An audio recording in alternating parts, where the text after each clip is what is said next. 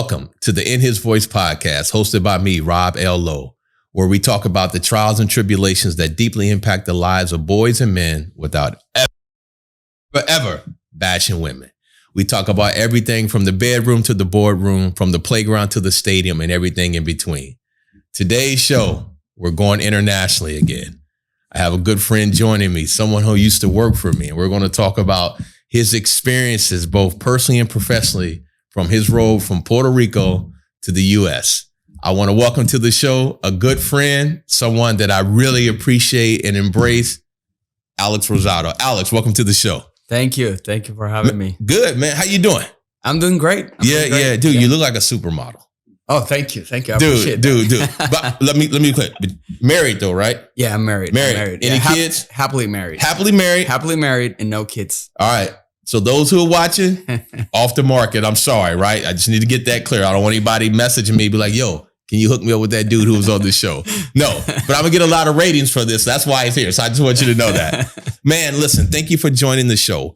Backstory. So you used to work for me at another company. You came there and I remember you were probably there 2 weeks and you implemented this spreadsheet, this tracking tool, this project. And I was like, yo, like this dude is really, really good. And you moved down from Virginia or DC? It was Northern Virginia. Northern Virginia. So, you wanted to come to Florida. Yep. And you came to Florida and then you got to Florida and you got another opportunity to leave. And in anybody else, I'd have been like, seriously, this dude comes here and he leaves that quick and go, to another company. But what I will say about you, like in the short period of time you were on my team, you were so impactful. I didn't even mind because what you had to offer, I felt like we weren't there yet. Right. And I knew that, like the stuff you had showed me in such a short period of time, I was like, this dude's the truth. He really needs to go and do amazing things. And so I'm glad to have you on the show because we're going to talk about some of those gifts that you have, right? Yeah. But before we get there, let's unpack this backstory. Where are you from? I am from Bayamón, Puerto Rico. Say that again. Bayamón, Puerto Rico. Bayamón, Puerto Rico. Puerto Rico, yeah. Hey man, you ever heard this? I'm probably telling my age. You ever heard about the show called Fantasy Island? Fantasy Island, no. Yeah, so it's a show back in the 70s. Ricardo Montalban was the host, and you talk like him. When you roll your R's, it's pretty dope. So where's that at as relates to San Juan in the country? So I would say that's probably about 20, 25 minutes from San Juan. Really? So it's what we call like the metropolitan area. Oh, okay. So it's really one of the biggest towns from Puerto Rico. One of the busiest one as well. So a lot of people, they have mixed feelings about it because there's a lot of traffic and there's a lot of people, but that's where I grew up and pretty much spent my first 25 years. Yeah, because I've been to San Juan. San Juan is crowded. Yeah. I mean, Bayamón is different. I gotta admit. I mean, I'm from there, but it's a different animal when it comes to traffic. So it's worse than San Juan? Yeah. Really? Because you get a lot of stoplights and traffic lights in just a short period of distance. That's like driving on one of these beach roads where there's a bunch of traffic. Exactly. Yeah. And I don't know what it is about Bayamón, but the weather's really, really hot versus other places. I think the breeze of the no, it's because all the damn cars are stopped in traffic and the engines build up all that heat. That's my logic, but yeah. When did you come to the U.S.? So let's talk about your transition. Where did you go and what made you come here? Yeah. So I came to Virginia in 2010. No, I'm talking about 2012. Okay. But before that, since I was a little kid, I kind of always knew that I wanted to be in the States. Yeah. And I was at school and I had a college professor who, passed. And one day he just walked up to me and said, Alex, I think you're eventually going to be in the US. I think you need to pursue a master's degree and I think you need to do it in another country. That's going to pretty much stretch your comfort zone. It's going to expand your horizons, be exposed to different cultures. Yeah. I think it's really, really going to be very helpful for you. I don't know why I believed him, but I did. So I started doing research with him and that's how I ended up going to Argentina. So I spent 2.5 years in Argentina in school and then just doing other things. And then when I finished, I came back home, Puerto Rico, And then I was able to get a job in Virginia. Hold on. So you did your undergrad in Puerto Rico. Yes. As crazy as this question sounds, I have to ask the question. Were the classes taught in English or Spanish? So both. So I was fortunate enough to be in a high school and also elementary school that I have both English and Spanish. I mean, we all get in Puerto Rico, you get English and Spanish. Okay. Pretty much every school. Yeah. But when I went to high school, I was fortunate enough to go to a very good high school because I got a basketball scholarship. Yeah. And most of the classes were in English. So I had that going on. And then at school, in college, it was Spanish and English. But I would say about 90% or 80% it was Spanish because of the type of degree that I was pursuing. Yeah. So, hold on. So you a hooper? Yeah, I play basketball. I don't look like it. I know. Dude, you a hooper? A lot of people don't. They look at me and say, "But I was a point guard." Yeah, I played basketball since I was 10, all the way through 20. Hold on, bro. You a hooper? Like a hooper? I'm a die-hard hooper, like somebody that would speak basketball all day. Dude, you all of these. I just thought you were this really conservative guy. I had no idea. No. I knew you were physically fit, but you did not tell me you were a hooper. No. I played basketball. So again, I got scholarship in high school and then also in college. So I played Division II in Puerto Rico. So no joke. Yeah. I mean, I didn't went professional or anything. It don't matter, but if you... I was able to get scholarship, and in my book, that was all. Yeah, absolutely, because they're not giving scholarships to people that don't play. Yeah, right. Exactly. So that means you played. Like, no, I was good. Okay, all right. I like that. Going to Argentina. All right. What was that like? So far, the best experience I've had in my life. Because I went there, I was more of a child, even though I was like 24. Yeah. In the sense that I was still at my parents. My parents pretty much took care of me financially, did all these things. I mean, I had a job, a part-time job here and there, but because I was so focused on basketball, that's all I could think of. So I wanted to get outside of my shell and say, well, I got to go to a place where I don't know anybody. I don't know nothing about the country, and just throw me there and I got to survive. I got to learn how to cook. I got to learn how to do laundry. I got to just all of it. So I remember first day when I wake up in Argentina, just opening up the curtain, looking at the city. I'm like, what I get myself into? Like, I'm crazy, right? I'm here. I don't know anybody, but that's exactly what I wanted. I wanted to be exposed to that experience so that I could go in and just survive. And I did exactly that. I mean, I went to school and I worked there at a Mexican restaurant, out of all places there. And just had a great time. And I feel like I became a man there. Like, I was able to come back home after that and just take care of myself, and now becoming to more of an adult life after that. Okay. Puerto Rican guy goes to Argentina. Crazy, I know. And works in a Mexican restaurant. No, you can't make this. Oh, yeah. Okay. All right. Okay. And I was so bad, not me to cut you off. I was so bad. My cousin got me an interview for a job at a place where they sell, it was more like an outdoor type of store. Yeah. I did so bad. The lady cut off the interview and she was like, "You're not ready for this." And then she took me out. So, and I have to agree, I wasn't ready for it. Dude, you bombed that bad? She cut it off? Yes.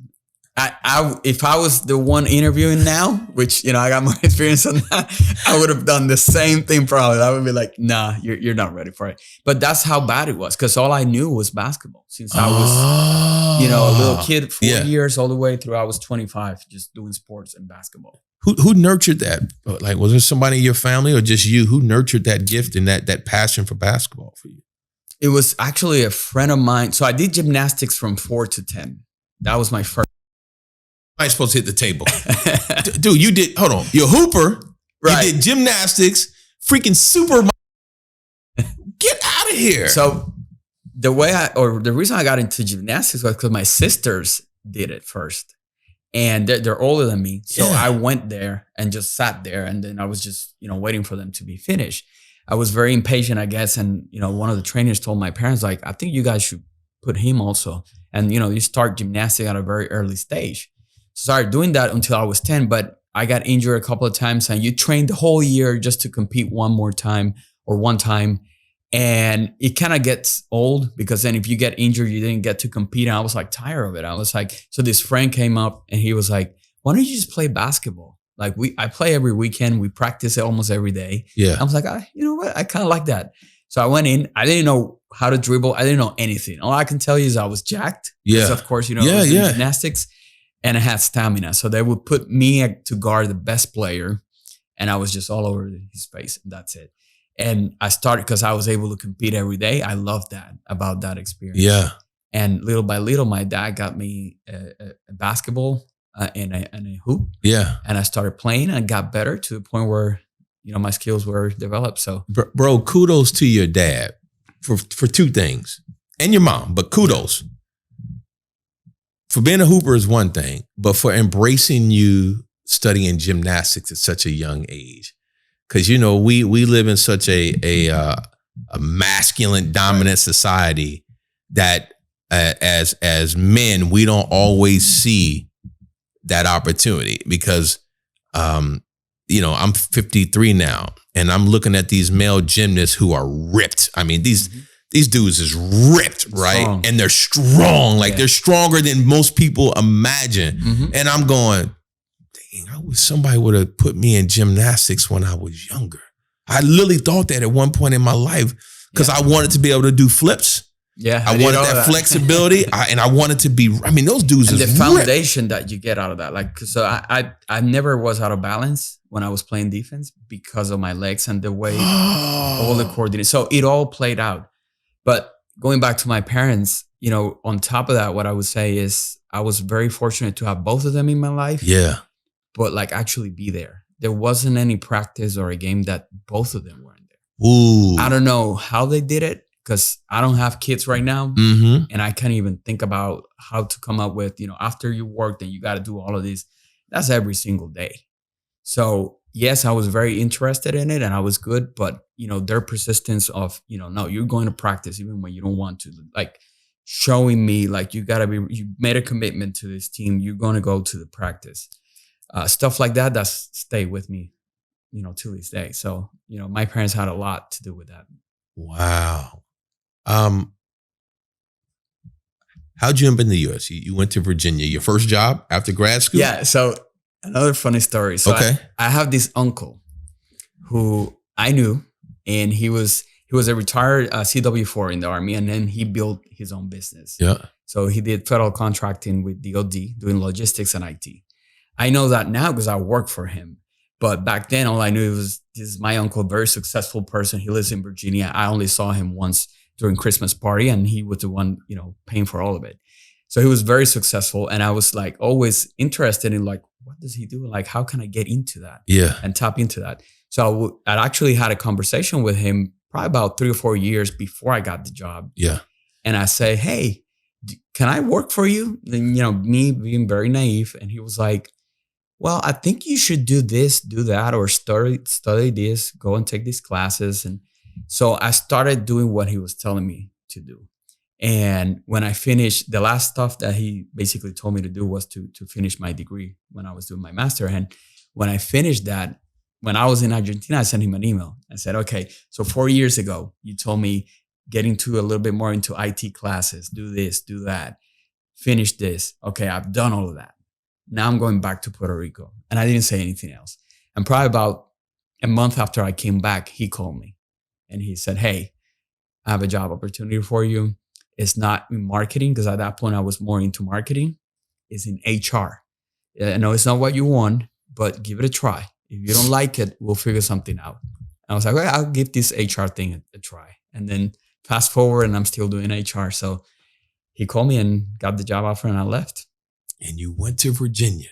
Out of all places. And I've never been to Virginia. Didn't know anything. Again, here I am again, 2.5 years after I went to Argentina. But this time I wasn't scared or intimidated by the whole situation because I already went to another country. Yeah. And I was by myself. Yeah. And I went through a lot of situations there. So now I came back. I'm going to Virginia. I got some family members at the very least there. Yeah. And I'm going to do a job. I'm good. So is this Virginia meaning DC area or this we're is talking Central about Virginia, like this Richmond? Is Richmond, even further south. Like this is Colonial Heights, yeah. Prince George, Virginia, right across Fort Lee. that area. I know. I have cousins stationed Yeah. there. You're married. I'm married. When did you meet your wife, or where'd you meet your wife? So I met her in Virginia 7 years ago. Really? Yeah. Is she Puerto Rican? No, she's from Colombia. She's from Colombia. Yeah. Do you guys ever debate on like country cultures or all the quality of Spanish and all the time? She says so. Colombians are the best Spanish speaking, group. I have to agree. Like us Puerto Ricans, we have a slang to it because we speak like a Spanglish. Yeah. And their accent is much better. Yeah. And then I debate on all other stuff. Like I'm very competitive, so like on sports, everything. So I'll come back to your career. I meant to ask you this question. Growing up in Puerto Rico, the folks that I met from Puerto Rico that I worked with over the years, or that I just met in life, each shares something that's unique. They share this love for Puerto Rico as a country, right? Even though it is a U.S. territory, it still maintains its own identity, its own culture. There's love for the U.S. and then there's a little bit of leave us alone. What from your experience, like how do you feel about the whole Puerto Rican culture, the connection with the U.S.? Like what does that mean to you? I'm on the side of I love it. I mean, I've never had any issues with it. So when you grow up in Puerto Rico, you get exposed to American culture from all different channels. So if you're looking at TV, the radio stations, food, I mean, anything, politics. So at a very young age, because of the basketball, fanatic that I was just watching NBA and just, college and everything. So I was drawn to that. So, I grew up with, a lot of TV shows and things that are part of the American culture. And that's how I actually learned English as well. Just reading the captions, the movies and all that. My dad actually was born in Spokane, Washington, because I come from a military family. My grandpa, my dad, my uncles, all of them went to service. I didn't go to service because I was playing basketball, but I went to a military high school though. Wow. So for me, I love the American culture, and I always knew since I was a little kid, like at some point I'm going to be there. And I used to travel a lot. I would come in maybe twice a year to the States to do a lot of the basketball tournaments. Yeah. And every time I come over here, I was like I can see myself living here. It was just a matter of time, and then eventually it happened. So, do you still, both you and your wife, do you still in your house look for as many opportunities as possible to express your culture, embrace your culture, share each of your different cultures? Yes, yeah. So we speak Spanish all the time, even though she speaks English as well. So we don't ever have a conversation in English. It's very rare times if I'm explaining something very technical or something business related and I know the concepts in English, then I go into that. But if not, it's in Spanish. With my in-laws, the same thing. They only speak Spanish, and her family. So we're always doing that. And then when it comes to food, music, everything, we still maintain that. So very Hispanic, culture there. I think I'm more in the American side than her because, in Colombia it's a different, scenario. So again, I was exposed to the American culture since I was a little kid. That wasn't the case for her. She just got exposed when she came over, 7 years ago. But, I think it's a healthy mix. And I still maintain my Puerto Rican roots and my culture, and I love it.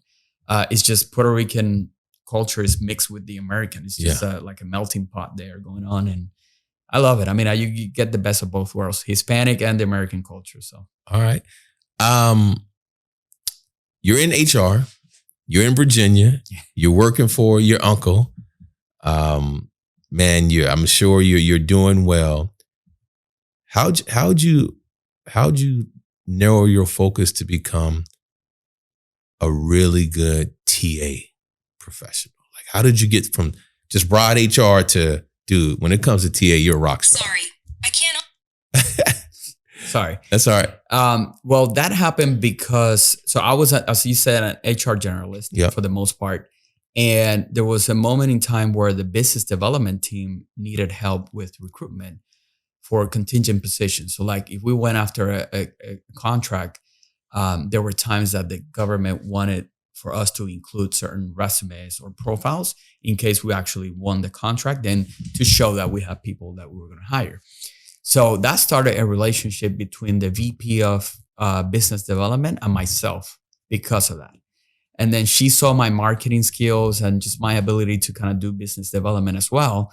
So she started using me more and more. And then she basically went to the rest of the team and said, I think we should use Alex as a talent acquisition person, more so than HR generalist, and a hybrid of business development as well. And at the time, the business needed that. So they kind of agreed to it. And then that's when I started doing TA. And I just fell in love with it. I mean, I really like it because it's a blend of marketing, sales in a way, and then also just HR and TA, and you're connecting with people, which is really what I like to do. So, you as a TA person, as I said, you're a rock star, incredible. As a human being, truly a good dude. Recently, I sit on the board of the Goodwill here in Central Florida, and I needed to meet with them, or I asked to meet with the head of HR and their TA person just to figure out like what things can I offer them that maybe could help them be more effective and furthering the Goodwill's mission and hiring people in the community. And I said, well, look, the first person I thought of, I was like, I'm gonna bring Alex if he'll come with me. Like this dude right here, I know what you have done. I've seen what you've done. And I've also had conversations about your commitment to like giving people opportunities, man. Like I remember that. And when I called, you was like, yeah, don't worry, I'll be there. Do you look for other opportunities like that in your life, man? Like your desire to help people. Do you look for other opportunities to use your professional or your personal experiences to make a difference in lives like you did on that day? Yeah, I think as much as I can. That's why I didn't hesitate when you reached out, because I think I've been very blessed to have people that have poured into me. Yeah. And so why I can't give that back. So, any information, anything that I can do to help people or organizations like Goodwill in this case, I'm more than happy to do it. When I connect with candidates, I always tell them like, this is a long-term relationship. Yeah. I mean, even if you don't get hired by us, but I can help you somehow find your way into another company or another team that's going to be a better fit for you. Let's do it. Like whatever I can give you, I can be here to do that. And it's something that's really what drives me, when I connect with people. When you extend an offer and sometimes they even start crying at times because of, the way they're feeling about this and how this is going to change their lives. Yeah. So we're impacting those people's life. And if you can help an organization continuing to do that, then why not do it? So I'm all about that with individuals and organizations, just to pour back. I love it. Speaking of, what you do professionally,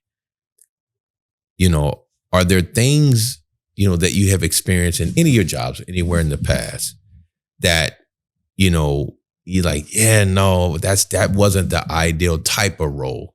Or maybe I ask different, like if you were to describe the type of role without sharing the company where you feel like, man, I really knock it out the park. This role is for me.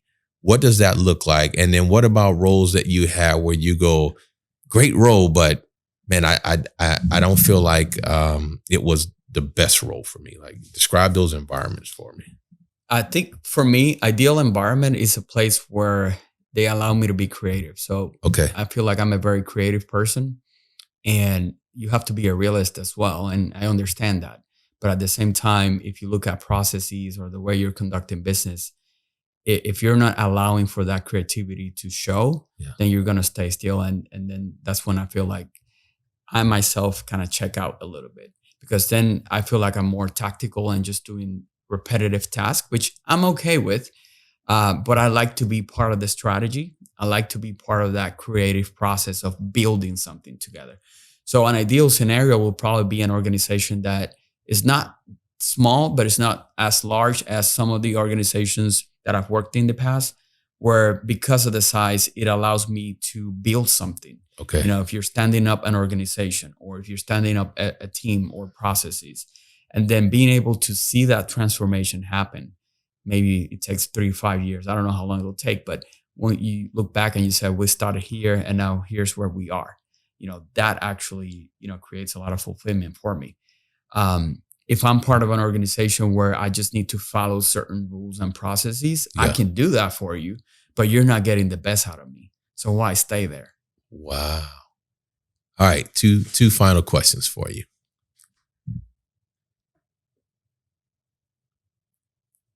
Before you leave this earth, what are the things you want to accomplish? Like, what do you want to leave behind? What do you want to be remembered for? I want to be remembered for being a person that cared about people. Yeah. And was able to have an impact on them. I don't mind if it's a huge impact or a small piece of that success, but at least for them to think back and say, Alex gave me this piece of information or introduced me to this person that kind of opened up this whole new opportunity for me on a professional side, right? On a personal note, to me, I just, when I look at my parents, the way they treated me, and everything I have right now is because of the way, all of the, I would say, sacrifices they made for me. So if I can be half of that, if I ever have a child, I would consider that a success. And then with my wife, the same thing. My dad, I've never seen my dad either get angry at my mom or like I'm pretty sure they had him. Right. I never saw it. Wow. I never seen my dad be disrespectful to my mom. Yeah. Ever. Yeah. So those are the things that I would hope to be. And just, at some point have some sort of legacy that it carries on into that, because my grandpa was the same way. So just continuing with that legacy that we've built, in my opinion, for us. Dude, those are some huge Shoes to fill. Huge shoes to fill. Like those are these shoes you want to fill. You know what I mean? Like when you describe what you saw in your parents and their relationship and the type of man your father was, man, who wouldn't want to be that? Like that's the dream, right? Like that's what we should strive to be. And so thank you for sharing that. And you know what, Rob? And one of the things that, I was, when I met you, I was working for you.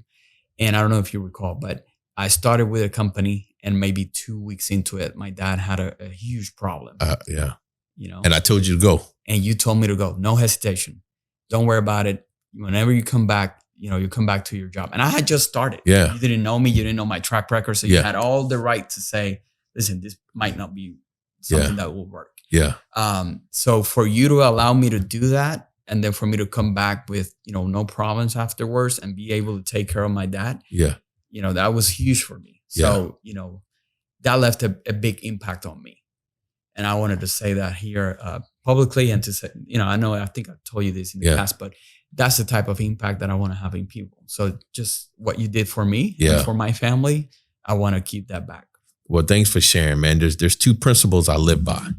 And I put them in my book. One is, don't be afraid to deal with the elephant in the room, right? Don't ever be afraid to have the tough questions. But the second one is, commit to leaving people better than you found them. And that's everything that I try to do, even in my flaws. Like, man, that's your father, dude. You only get one of them. Right.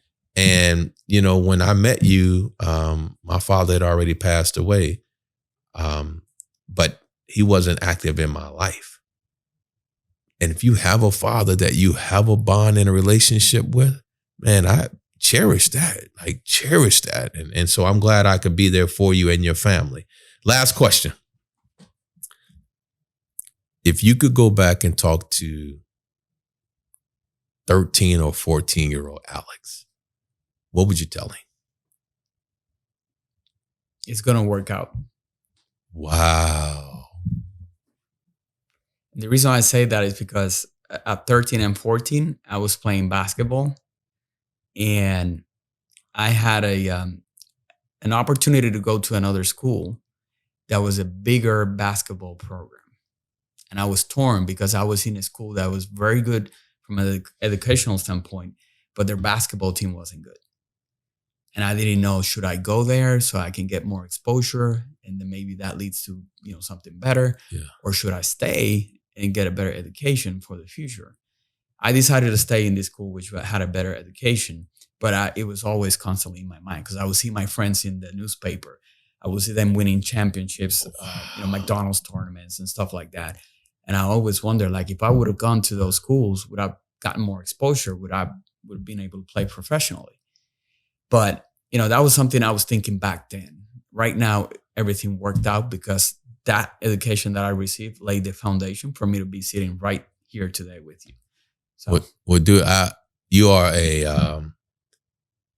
man, you're talented as a professional, but as a human being, bro, you're the model. You really are. And I'm telling you, I've been around you personally now, and what people are seeing today and what they're hearing is really who you are. Like every day, you're this person, the same poise, the same person who sees the ability or looks for the opportunity to help people. And so, man, I just want to tell you, thank you for being on the show. Thank you for having me. You showed up for me at the end when I was like, it's like, I don't know if the car, but he was like, don't worry, I'm going to be there. Yeah. But that's who you are. Yeah. And so, man, thank you. Do you want anybody to be able to find you on social media, man? Like, so, I don't have social media. I only have LinkedIn though. All right. But LinkedIn, you can look me up, Alex Rosado. Okay. I'll be there. So. All right. Listen, you guys, thank you for tuning in for the In His Voice podcast. I hope you enjoyed it, and we'll see you next time. Take care.